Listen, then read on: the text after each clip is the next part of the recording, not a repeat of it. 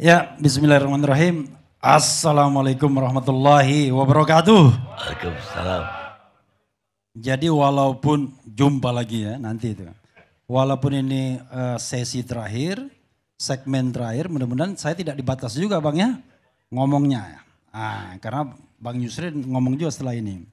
Jadi tadi setelah kita dibawa kemana-mana, ke Ternate, Maluku Utara, Bangka Belitung oleh Margarito Kamis, saya mau bawa lagi ke persoalan pemilu kita. Ya. Karena kalau yang tadi kan next, kalau next ya kita nanti berdebat lagi apakah perlu kita kembalikan pemilihan presiden itu ke MPR.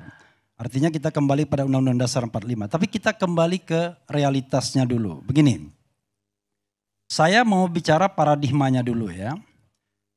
Pemilu yang konstitusional itu adalah pemilu yang luber dan jurdil. Dan pemilu itu untuk rakyat Indonesia, untuk voters, untuk warga negara. Itu yang harus kita pikirkan terlebih dahulu. Betul, paslon juga ya pasti dia punya kepentingan. Kemudian pemantau dan lain sebagainya. Tapi kausa primanya untuk rakyat Indonesia. Jadi kalau misalnya dikatakan bahwa angket itu selalu sekedar political movement, wah itu menghina Kang EF. Karena Kang EF tidak terlibat pada paslon-paslonan. Tapi dari awal kita tahu beliau punya concern untuk terjadinya pemilu yang jujur dan adil. Kalau kita pakai teori misalnya, pemilu jujur dan adil itu bisa tercapai salah satunya kalau tidak ada intimidasi. Jadi kalau kita pakai teori piramida pemilu, itu yang paling bawah itu adalah technical things. Kesalahan-kesalahan yang bisa diperbaiki dan itu tidak membawa sanksi. Human error, salah nulis dan lain sebagainya. Tapi ada yang tengahnya fraud. Itu kecurangan. Money politics dan lain sebagainya. Itu ada beberapa yang bisa diperbaiki, ada yang bisa yang tidak. Misalnya secara sengaja membuat input yang keliru. Bisa diperbaiki tetapi mereka yang melakukan itu harus dikenai sanksi. Dan dalam hal ini sanksi pidana pemilu. Nah yang tidak bisa direhabilitasi itu adalah kalau pemilu itu dengan intimidasi. Maka kalau teori berpemilu kita bisa lihat di IDEA dan lain sebagainya. Kalau sudah intimidasi nggak ada obatnya. Kecuali pemilu ulang. Nah persoalannya kan tentu kita akan tanya. Intimidasinya tahap seperti apa? Maka kita lihat dulu puzzle-nya serpian-serpiannya. Ada pemanggilan terhadap kepala desa misalnya. Kalau tidak datang dipanggil aparat keamanan. Kemudian ada ya sangat mungkin intimidasi terhadap ASN misalnya. Yang semua itu harus dibuktikan. Tetapi kalau kita lihat misalnya kecurangan pemilu yang merupakan bagian dari perdebatan kita dan juga nanti hak angket. Kita kan tahu kalau kita bicara tentang kecurangan pemilu bukan hanya soal pencoblosan saja. Pencoblosan itu adalah tahap kedua. Kalau kita lihat sekuen pemilunya. Pra pencoblosan, pencoblosan dan pasca pencoblosan. Yang kita sedang bicarakan ini barangkali mayoritas pencoblosan dan pasca pencoblosan. Tetapi protes orang terhadap pemilu yang tidak jujur dan tidak adil itu sudah dimulai ketika pencoblosan belum dilakukan. Saya berkali-kali bikin konten podcast. Saya mengatakan, frankly speaking, kenapa Presiden Jokowi mau cawe-cawe di pemilu? Kenapa dia mau memastikan agar calon yang dia endorse yang akan menang? Dan the last kita tahu yang di endorse ternyata putra sulungnya sendiri. Saya mengungkapkan 4 alasan.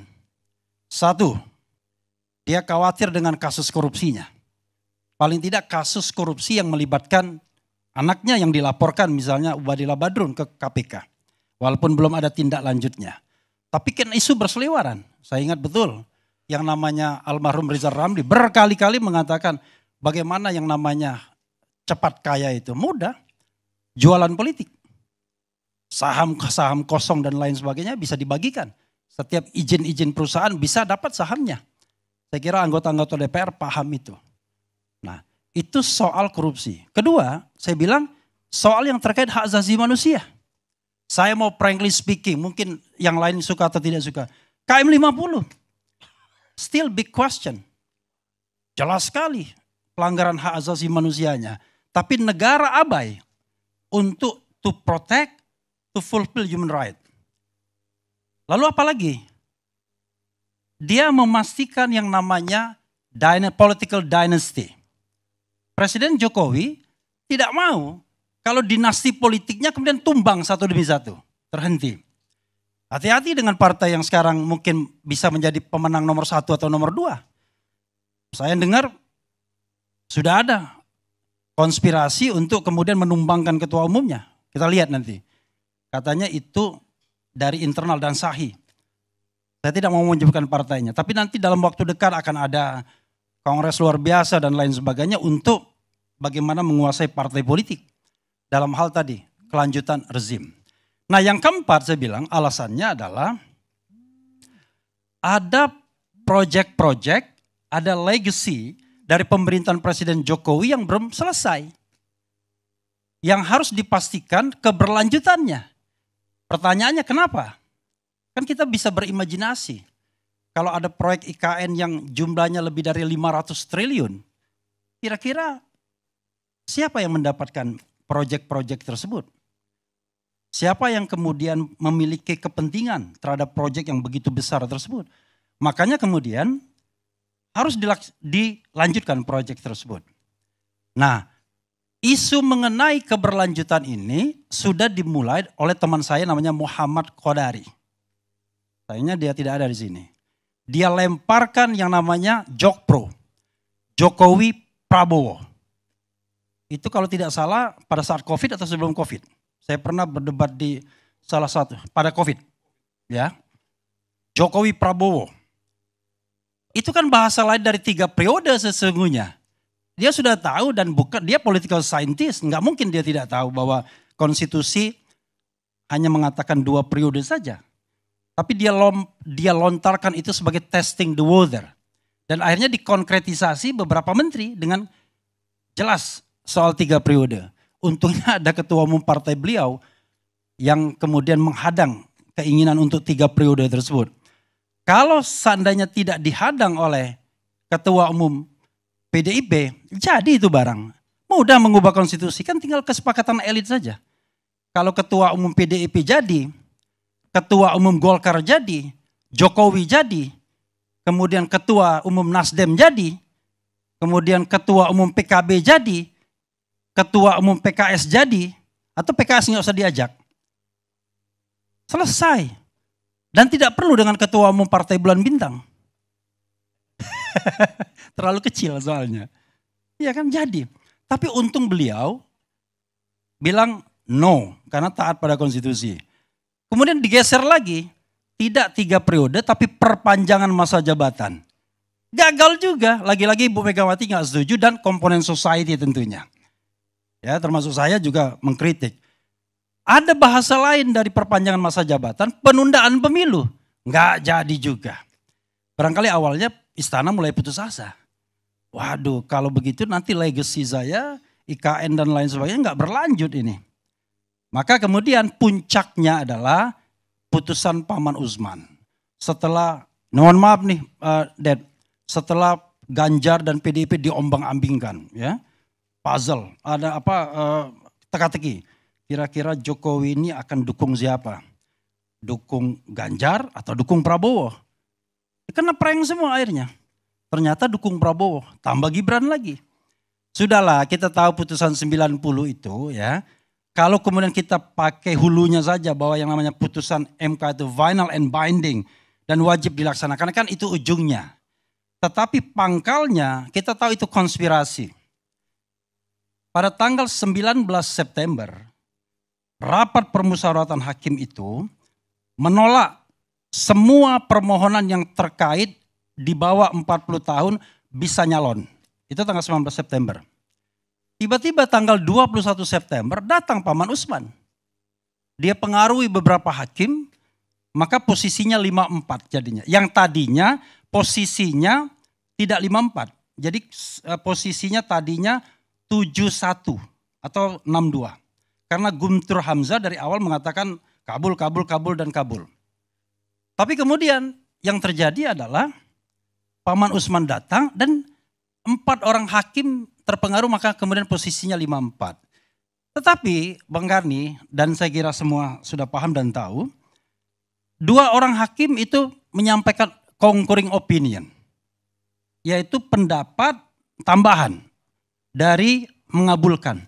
Tapi kalau kita baca concurring opinionnya, Eni Nurbaningsih dan Daniel Yusmik mengatakan yang bisa itu dia minta adalah gubernur saja.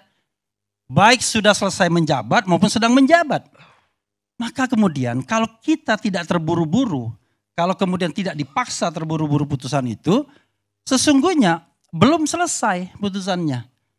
Harus dikompromikan lagi. Dan paling tidak, kalau kita pakai konstruksi concurring opinion tersebut, berarti yang disepakati adalah kalau berpengalaman menjadi gubernur dan atau sedang menjabat gubernur. Kan itu yang disepakati 5 orang sesungguhnya. Tapi dipaksakan, makanya kemudian Hakim Konstitusi Wakil Ketua Saldi Isra merasa heran. Heran dengan 2 hal. MK kok cepat sekali berubahnya. Kedua, ini barang belum selesai, tiba-tiba sudah diputuskan.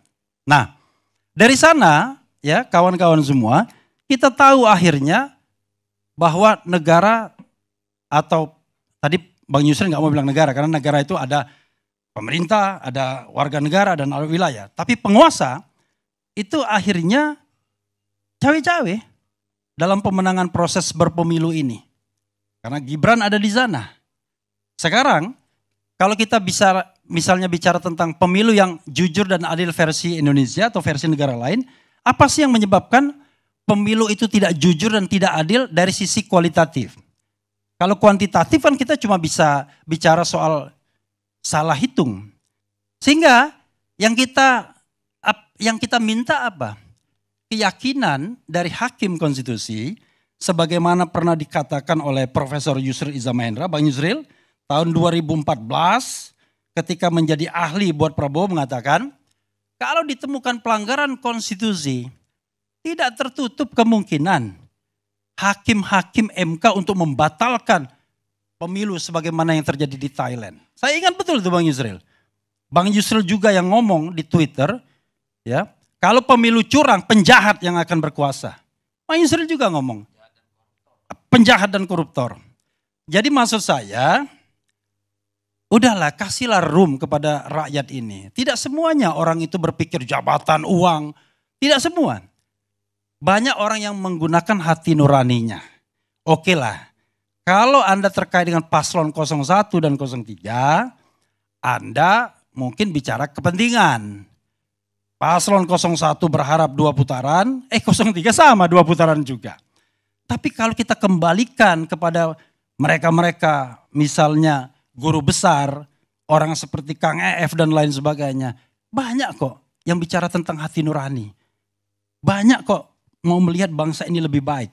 Dan saya terus terang, ya bapak-bapak, ibu-ibu sekalian, tidak mau negeri ini dipimpin oleh pemimpin yang memenangkan pertarungan pemilu dengan cara curang. Haram hukumnya. Karena itu pertanggungjawaban dunia akhirat. Saya kira Bang Yusril juga ke sana juga sebagai partai kanan luar, partai bulan bintang. Jadi haram hukumnya kita dipimpin oleh orang yang mendapatkan kekuasaan dengan cara curang, dengan cara membayar, dengan cara mengakali sirekap, dengan cara mengakali manual dan lain sebagainya. Karena itu, kalau kita melawan hari ini adalah perlawanan konstitusional, bukan perlawanan inkonstitusional. Dan mudah-mudahan forum ILC ini menjadi satu forum untuk mengabarkan bahwa kita masih bisa bersuara dan terus melawan kecurangan. Dan kita tidak melawan orang, kita melawan sebuah fenomena, kecurangan, ketidakadilan, ketidakbenaran, dan hal-hal yang merusak demokrasi kita. Karena kita tidak ingin negara ini menjadi negara otoriter kembali. Kita tidak ingin negara ini seperti negara Orde Baru. Karena itulah kita butuh perlawanan agar demokrasi kita tetap tegak. Wassalamualaikum warahmatullahi wabarakatuh.